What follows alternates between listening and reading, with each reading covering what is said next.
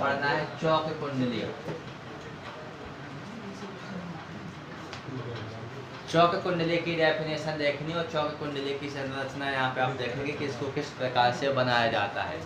तो सबसे पहले तो हम देखेंगे चौक कुंडली की परिभाषा। चौक कुंडली हम कहते किसे हैं?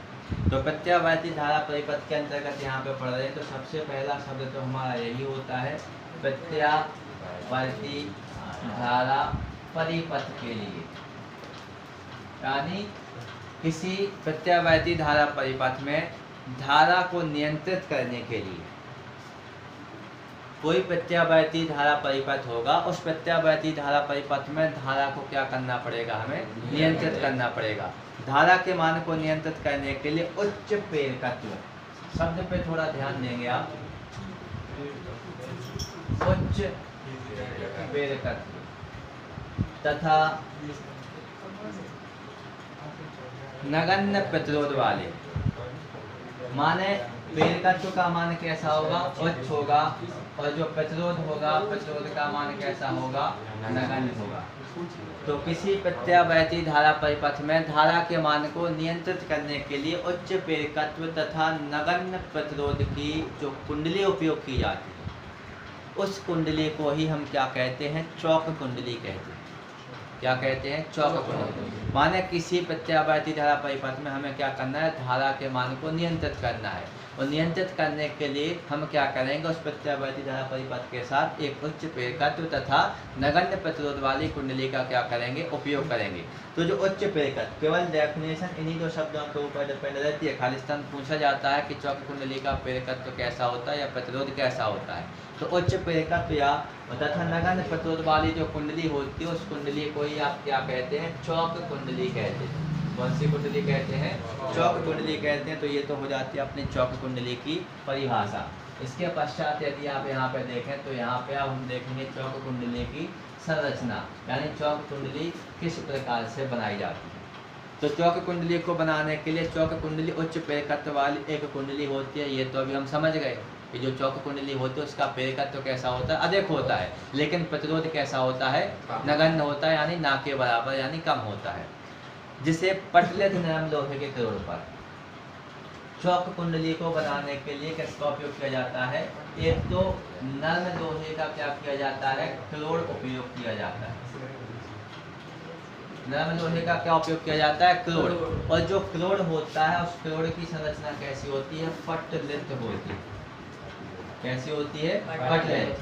चौक कुंडली को बनाने के लिए नरम लोहे के पटलित क्रोड़ का उपयोग किया जाता है। अब हम कहते क्या है? इस नरम लोहे के पटलित क्रोड़ के ऊपर क्या कहते हैं? तांबे के मोटे विद्युत रोधी तारों को लपेटते हैं। तांबे के मोटे विद्युत रोधी तारों को क्या कर दिया जाता है? लपेट कर इसको बनाया जाता है। अब तार मोटा लेने का कारण क्या होता है? तार मोटा क्यों लेते हैं? तार मोटा लेने से जो प्रतिरोध का जो मान होता है, ये प्रतिरोध का मान कैसा हो जाता है? नगण्य हो जाता है। ओम के नियम के अकॉर्डिंग, ओम के नियम को, यानी प्रतिरोध को प्रभावित करने वाले जो चार कारक होते हैं उनमें से एक कारक होता है क्षेत्रफल पर, तार के क्षेत्रफल पर। तो तार जब मोटा रहता है तो प्रतिरोध कम होता है, और जब तार पतला होता है तो क्षेत्रफल अधिक होता है। माने जो क्षेत्र, वही समझ गए, माने जो प्रतिरोध होता है वो क्षेत्रफल के व्युत्क्रमानुपाती होता है। तो यहाँ पे हमने देखा कि प्रत्यावर्ती धारा परिपथ में उच्च प्रेरकत्व की कुंडली का उपयोग किया जाता है किसके लिए? चौक कुंडली को बनाने के लिए। और जो चौक कुंडली होती है, चौक कुंडली को बनाने के लिए नरम लोहे के पटलित क्रोड़ का उपयोग किया जाता है, और इस नरम लोहे के पटलित क्रोड़ के ऊपर तांबे के मोटे विद्युत रोधी तारों को लपेट दिया जाता है। अब तांबे के मोटे विद्युत रोधी तार क्यों लिए जाते हैं? ताकि जो तार है, मोटा तार होने से उसका प्रतिरोध कैसा हो जाए? नगण्य हो जाए। प्रतिरोध का मान कैसा हो जाए? नगण्य हो जाए। तथा फेरों की संख्या इसमें यदि हम देखें तो जो फेरों की संख्या होगी, फेरों की संख्या में कैसी लेनी पड़ेगी?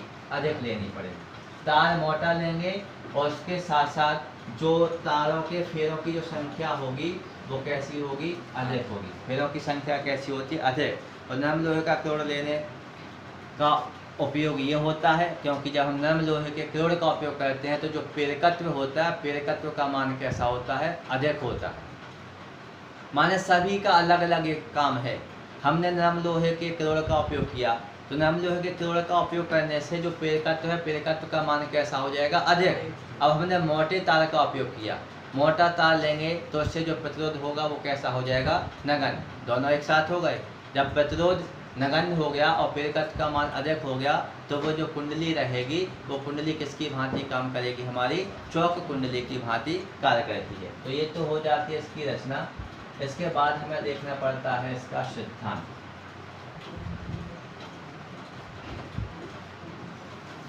चौक कुंडली का सिद्धांत माने ये किस बेस पर काम करती है? तो यदि प्रत्यावर्ती धारा परिपथ में शुद्ध प्रेरकत्व हो, शुद्ध प्रेरकत्व यानी L, पुराने शब्द यहाँ पे उपयोग किए जाएंगे। यदि किसी प्रत्यावर्ती धारा परिपथ में क्या हो? शुद्ध प्रेरकत्व हो। प्रेरकत्व को हम किससे प्रदर्शित करते हैं? L से प्रदर्शित करते हैं, कैपिटल L से प्रदर्शित करते हैं। लेकिन प्रतिरोध जो है, प्रतिरोध का मान कैसा होना चाहिए? शून्य होना चाहिए। शुद्ध प्रेरकत्व होना चाहिए, साथ में जो प्रतिरोध है, प्रतिरोध का मान कैसा होना चाहिए? शून्य होना चाहिए। तो विद्युत वाहक बल और जो धारा रहेगी, दोनों के मध्य यदि हम देखेंगे तो कलांतर का मान कितने डिग्री का रहेगा? 90 डिग्री का रहेगा। यदि किसी प्रत्यावर्ती धारा परिपथ में शुद्ध प्रेरकत्व और नगण्य प्रतिरोध हो, तो जो विद्युत वाहक बल रहेगा उस परिपथ में, विद्युत वाहक बल के मध्य, विद्युत वाहक बल और धारा के मध्य यदि हम कलांतर को देखेंगे तो वो अपना कितने डिग्री का रहेगा? 90 डिग्री का रहेगा। तो जब कलांतर 90 डिग्री का रहेगा तो इस स्थिति में औसत व्यय शक्ति का मान कैसा हो जाएगा? शून्य। औसत व्यय शक्ति का मान कैसे शून्य हो जाएगा? सूत्र लगाएंगे, PAV बराबर क्या होता है? VRMS इंटू IRMS इंटू में क्या होता है? cos phi. अब फाई का मान कितना है? कलांतर 90 डिग्री। तो यहाँ पे हमने रख दिया मान PAV बराबर VRMS इंटू IRMS हो जाएगा, और cos फाई और फाई की जगह लिख देंगे आप 90। cos 90 का मान कैसा होता है? शून्य, और शून्य का इसके साथ गुणा हो जाएगा तो क्या निकल आएगा? PAV बराबर 0। माना औसत व्यय शक्ति का मान कैसा होता है? शून्य होता है। अब औसत व्यय शक्ति का मान शून्य होता है, माना चौक कुंडली में बिना ऊर्जा व्यय किए औसत व्यय शक्ति का मान शून्य हो गया।